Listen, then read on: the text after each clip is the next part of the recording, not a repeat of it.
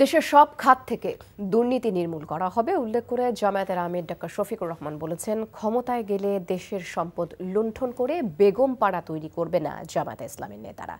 বিকেলে রাজধানীর মিরপুরে একটি সভায় তিনি এসব কথা বলেন। জামায়াতের রাষ্ট্রপতি ও প্রধানমন্ত্রী দুর্নীতির প্রমাণ পাওয়া গেলেও ছাড় দেয়া হবে না বলে জানান তিনি। দুর্নীতি নির্মূল করতে নৈতিকতার উপর জোর দিয়ে দেশের শিক্ষা ব্যবস্থার আমূল পরিবর্তন আনার প্রতিশ্রুতি দেন জামায়াত আমির। এছাড়া আগামী নির্বাচনে অতীতের মতো ভোট ডাকাতির চেষ্টা হলে রুখে দেওয়ার ঘোষণা দেন তিনি। আমরা ওয়াদা দিব এই প্রতীক হাতে নিয়ে যে সমাজে আমরা সুবিচার কায়েম করব, ধনী গরিব সবাই সমান। ধরে নেন যে আমাদের কেউ প্রধানমন্ত্রী হয়ে গেলেন, প্রেসিডেন্ট হয়ে গেলেন, তিনি অপরাধ করলে তাকেও আইনের আওতায় আনা হবে ইনশাআল্লাহ।